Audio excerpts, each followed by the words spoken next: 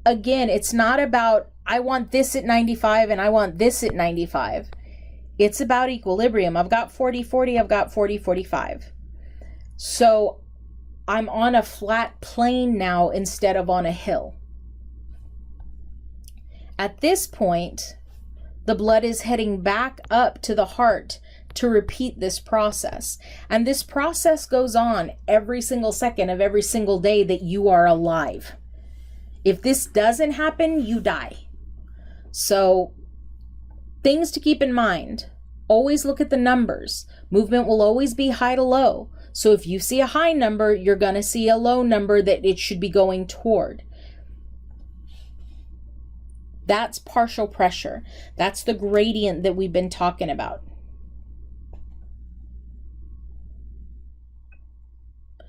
Okay, oxygen hemoglobin dissociation. Basically, it describes the percent saturation of hemoglobin in the blood at different partial pressure oxygen levels. Okay, so what do I mean? How readily will your hemoglobin release oxygen? And how much will it release? So normally, hemoglobin coming from your lungs is 98% saturated.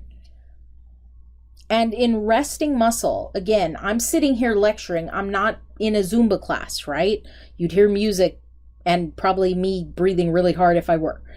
But at this point, do I need to release all of the oxygen? No.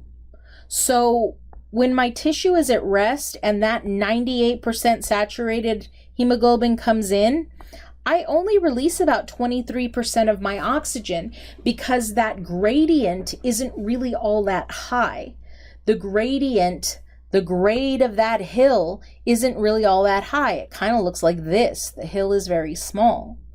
But if I go from a resting state to a state where I'm actually exercising, all of a sudden the needs of my body are going to go up quite a bit because I'm burning through that oxygen.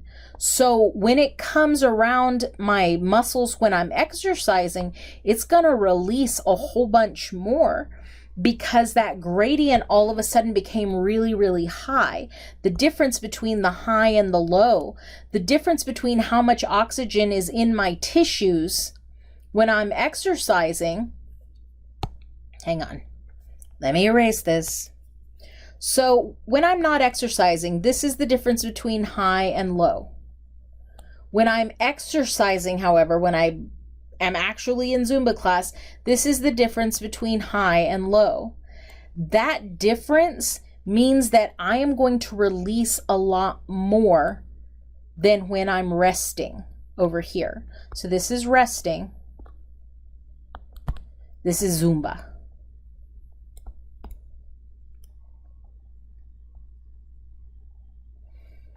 So, the Bohr effect.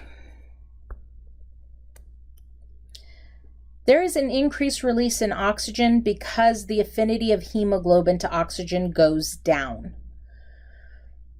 When you are exercising, something happens with the pH of your blood. The pH of your blood gets more acidic.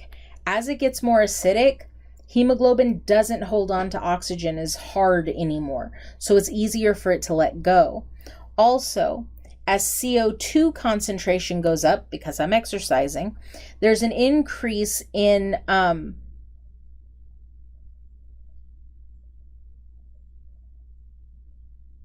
do I put it? That didn't make sense. An increase in CO2 also decreases the pH because of that carbonic anhydrase. Remember I told you about shifting it into the bicarbonate ion? Because I'm making more carbon dioxide because I'm exercising, I'm also making more of that. As well, when I exercise, do you get hot and sweaty when you exercise? Yes. There's an increase in temperature as well. That increase in temperature also affects how things are bonding to each other. Now, at rest, the Bohr effect is exactly opposite. Instead of being acidic, now I'm basic, meaning that hemoglobin holds on to oxygen tighter. The temperature is going down, the CO2 concentration is going down. So in the Bohr effect, if I'm exercising, I've got an acidic, I've got more CO2, and carbonic anhydrase is working harder, and I've got an increase in temperature, all of which mean that I am releasing more oxygen into the tissues. Opposite, I'm resting, I'm not exercising, temperature's down, I'm more basic, CO2 levels are down. That hemoglobin is going to hold on tighter, not releasing as much into the tissues. So BPG, bisphosphoglycerate. As red blood cells metabolize glucose, there's a byproduct that's made called BPG. BPG actually is a competitor on hemoglobin for oxygen. The more BPG you have, the harder it is for oxygen to bind because it's being outcompeted for that site. When you have low oxygen levels in your tissues, you will actually produce a lot of BPG so that your hemoglobin is releasing more oxygen into your tissues, since BPG isn't letting it bind for long. This is also one of the reasons why there's a 6-week time limit on whole cell blood, because that blood will create so much BPG. Since it's not getting freshly oxygenated anymore, it'll actually be useless. If you put it into a person, there's so much BPG in that already that it can't bind oxygen because the BPG outcompetes it. Now, fetal hemoglobin. Remember something about a baby. A fetus is always going to get its oxygen from its mom because they don't breathe. If they breathed inside of the mom, they would suck in amniotic fluid and drown. So they don't breathe. So what that ultimately means is baby's hemoglobin has to be stronger than mom's hemoglobin so I can steal oxygen off of her blood. So fetal hemoglobin has a 50% greater concentration than mom's does. It also has a higher affinity. It likes oxygen more and will attract it more readily.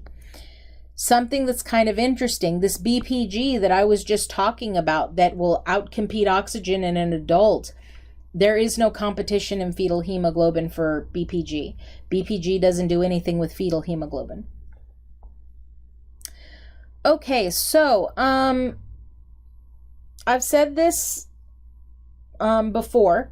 There are 3 ways that we transport CO2. Some of it is dissolved in the plasma, some of it is bound to hemoglobin, but most of it is in the form of that bicarbonate ion. Okay? So in this case, this is the tissue, and this is the blood. What is my tissue making? CO2. CO2 gets put into the blood cells and it gets put into the plasma. 7% is dissolved in the plasma, right?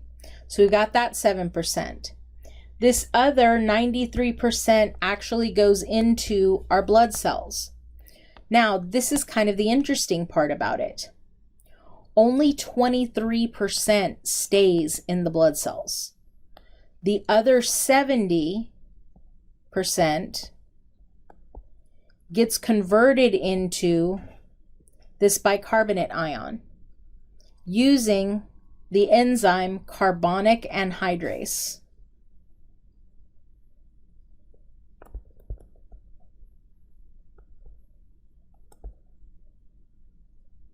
Okay? So, looking at the picture, here's my CO2 coming into my blood cell. There's carbonic anhydrase with water. Turns it into carbonic acid that splits apart, and there's my bicarbonate ion. 70% of my carbon dioxide that's traveling through my body is in this form. This is the form that helps me to control my blood's pH. Okay? It's only 23% that gets bound to hemoglobin like this. Okay? And the funny part is that CO2 doesn't bind to the iron like oxygen does. So it doesn't do the exact same thing. It doesn't work the exact same way. Now in the lungs, what we just talked about just happens in reverse. That CO2 that was bound to hemoglobin comes off. That bicarbonate ion actually gets converted back into CO2, and the CO2 in the plasma goes back into the alveoli. So literally, just rewind the video and you've got exactly what happens to get the CO2 out, so when you breathe out, it's gone. Carbonic anhydrase takes the carbonic acid in water and basically, carbonic anhydrase takes carbonic acid and breaks it apart into water and CO2. And in this case, this is the alveoli, which is not spelled correctly, and this is the blood. Okay, that's the difference between this slide and this slide. This one is what's happening in the tissues. This is what's happening in the lungs. So regulation of ventilation, the medulla oblongata, your brainstem, part of your brainstem, controls the basic rhythm of respiration. There's increase in frequency of stimulation that results in stronger contraction and increased depth of respiration. So you've got the dorsal respiratory group, which in this case is purple.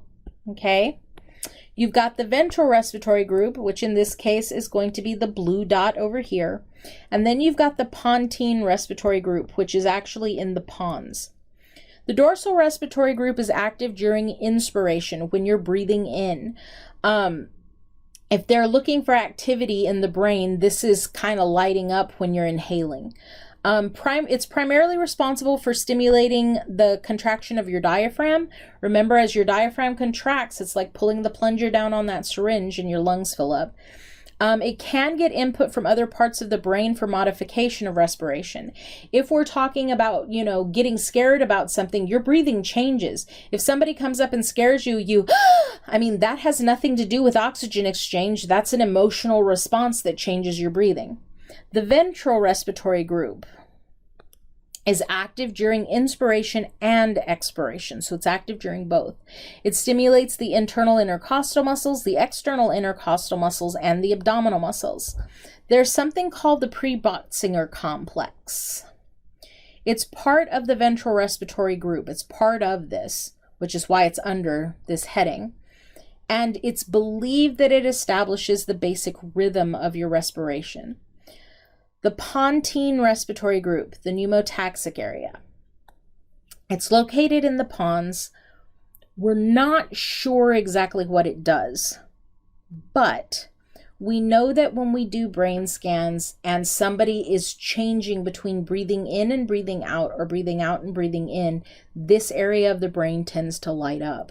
So we think it has something to do with the switch over from breathing in to breathing out and out to in, but we haven't been able to quite connect all the dots yet. The generation of rhythmic breathing, rhythmic ventilation. The integration of stimuli that start and stop respiration. Starting inspiration, you've got receptors monitoring blood gas levels, the temperature, movements of your muscles and joints, sending stimulation to the medullary respiratory center. The stimulation from other parts of the brain, basically concerned with voluntary breathing and emotions, are all going to combine to produce an action potential that'll stimulate respiratory movements.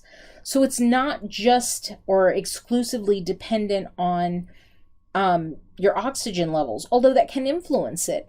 Your emotions can influence it. Your activity level can influence it. So increasing respiration, there's a chain reaction that occurs and multiple muscles are activated and inspiration continues for about 2 seconds. Stopping inspiration. When do we know when to stop breathing in? You've got these inhibitory neurons. They're responsible for stopping inspiration in the medullary respiratory center. They receive input from the pontine respiratory group and from stretch receptors in the lungs. You can actually break somebody's lungs if you are inflating their lungs too much, if you overinflate them. That's one of the reasons why when they teach CPR for babies, you don't actually into a baby's body, because you'll damage their lungs. You kind of puff, so it's just enough air getting in. There are probably other sources as well, but as these sources give information, they inhibit the inspiratory muscles, causing relaxation. Expiration takes about 3 seconds. The cerebral and limbic system controls. Cerebral cortex. Remember that the cerebrum is the big outer portion out here. Consciously or unconsciously, it can increase or decrease the rate and depth of respiratory movements. When we're talking, when we're singing, we alter our breathing to accomplish what we're trying to accomplish, and at the same time get gas exchange happening. If I'm singing, I tend to take deeper breaths so that I can hold notes for longer, but one of the other reasons that I take deeper breaths is because I actually have to be able to hold those notes and at the same time have oxygen exchange happening too. Taking a deeper breath kind of gives me both things. Apnea. Apnea, translated or defined, is basically stop breathing. Eventually, CO2 levels will start to increase, and they override voluntary control and cause breathing or loss of consciousness, which accomplishes the same thing. So, if you've ever had a kid throw a temper tantrum and say, I'm going to hold my breath until you buy me this, or I'm going to hold my breath until you take me here. Wait, they will pass out. And then their brain goes, breathing again, we're good. And that's it. People with sleep apnea, they will stop breathing, but normally, at least the hope is normally, once they stop breathing, their brain kind of takes over, and you'll hear them kind of when they're asleep, because that brain activity does kind of override and take over and make you breathe. Hyperventilation can cause a decrease in the peak CO2 levels, causing vasodilation. Your blood vessels dilate, which drops your blood pressure really, really badly, which makes you dizzy. Emotions can alter breathing. Sobbing. When you're crying, you're not breathing like you are right now. If somebody is truly sobbing, that doesn't have anything to do with gas exchange at all.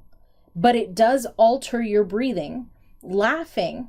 You don't laugh and breathe the same way.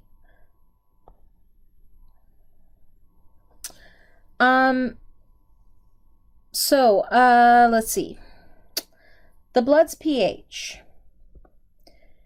If our blood's pH goes up, some of this you already know from the previous chapters. If your blood's pH goes up, it's most often caused by a decrease in carbon dioxide. Well, now we're talking about the respiratory system, right? So the respiratory system is actually going to kind of have more to do with the CO2 levels. So the respiratory center decreases ventilation. Medullary chemoreceptors detect an increase in blood's pH. So what are we doing if we don't have enough CO2? We need more. Well, we decrease ventilation. That will increase the blood CO2 levels. Now, you probably wouldn't notice it. Your breathing might slow down. Instead of 12 breaths a minute, you might be taking 11.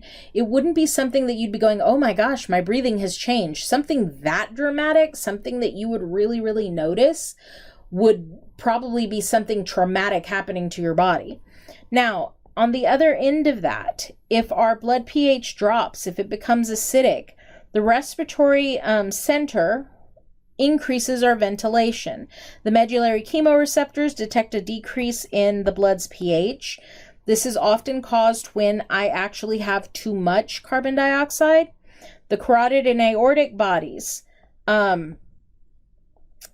going to detect a decrease as well in, in oxygen. So we're going to start increasing ventilation. We're going to start taking deeper breaths. Again, it's not something that we're going to go, oh yes, I totally noticed that. You might be breathing in, instead of for 6 seconds, maybe you're breathing in for, 6.5 seconds. It's not that big of a change, but your body is aware of it. So your body does take steps to get you back into homeostasis. And in this case, hopefully what that means is your blood CO2 goes down and you get more oxygen, and your blood's pH gets back into this homeostatic window here.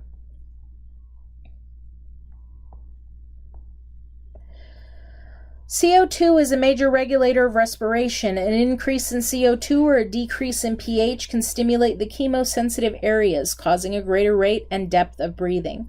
Oxygen levels in the blood affect the respiration when 50% or greater decrease from norm levels exists. Decreased oxygen is detected by the receptors in the carotid and the aortic bodies, which stimulate the respiratory center. So this is what we were just talking about here in both of these cases. All right, the Herring-Bauer reflex. The stretch of the lungs during inspiration can inhibit the respiratory system and contribute to the cessation, stopping, of inspiration, preventing overinflation via stretch receptors in the bronchi and bronchioles. So literally, I've got stretch receptors in my lungs going, hey, you need to stop breathing in so much. And it prevents me from doing damage. The effects of exercise on ventilation. So funny enough, when we first start exercising, before we've actually done anything that would justify breathing heavier, we start breathing heavier. We will start taking deeper breaths all of a sudden, even though technically our body doesn't need them. At exercise onset, ventilation increases immediately and can't be explained by chemical changes in the body because it's too immediate. You start breathing heavy before you start doing anything. But as we continue to exercise, that ventilation actually does increase gradually. After the initial increase, that number 1 up here, we do kind of start to increase for real because there's actually a need in the body, and it levels off after about 4 to 6 minutes. Other modifications on ventilation. So other things that change our breathing. Again, not necessarily having to do with oxygen exchange. Touch. Somebody comes up and touches you and you're not expecting it. Oh, you scared me, right? Thermal. Hello, we live in South Texas where the heat index can be 125 degrees. And you walk outside going, dang, it's hot, right? Pain. Anybody who's ever jammed their foot or their toe into something, you go, that's going to hurt in a minute, right? Again, does it have anything to do with oxygen exchange? No. But these things can affect the respiratory center. Irritants in your nasal cavity can cause you to sneeze. When you sneeze, it's not because there's something in your lungs, it's because there's something up your nose. Irritants in your lungs actually cause you to cough. So when you're coughing, it means your lungs are irritated. When you're sneezing, it means your nasal cavity is irritated. Respiratory adaptations to exercise. For someone who begins without any type of training and becomes more athletic, so we've got tidal volume, respiratory rate, minute ventilation, and gas exchange between the blood and the alveoli. If I go from being an untrained person to an athletic person, during rest, untrained versus trained is about the same. There isn't really much change. Submaximal exercise. So in other words, I'm walking the dog. I'm not like running a marathon. I'm just out walking the dog. It can remain unchanged, or sometimes these things can get slightly lower. But again, I'm not really truly like putting effort into anything. During maximal exercise, though, for a trained athlete, all of these numbers go up. How much I breathe during my tidal volume goes up. How much my respiratory rate is goes up. My minute ventilation goes up. The gas exchange and the efficiency of gas exchange goes up as well. So the effects of aging. Vital capacity and maximum minute ventilation decrease with age because of weakening of respiratory muscles and decreased thoracic cage compliance.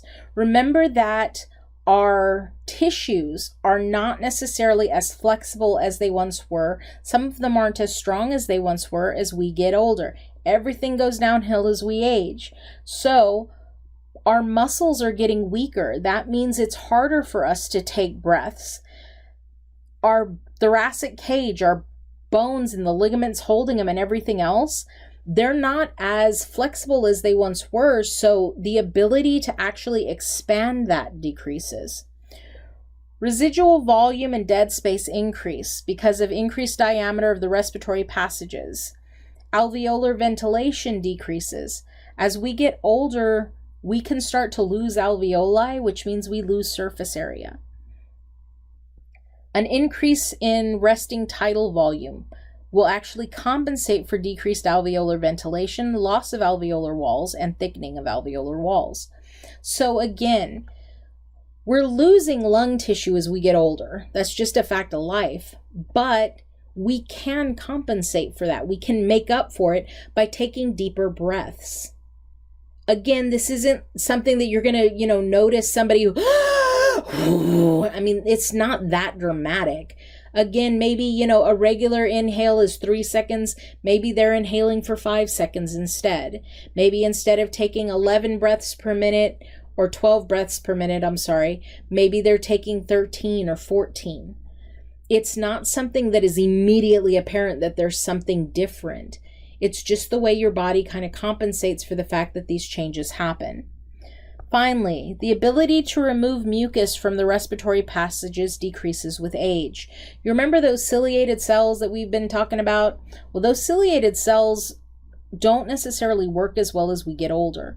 If you've ever been in a geriatric unit when people first wake up, you will hear the men hacking and hacking and hacking in the morning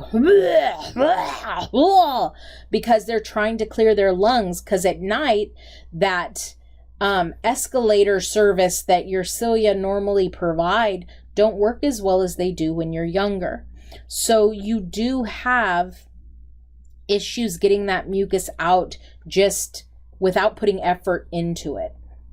And that is the end of chapter 23.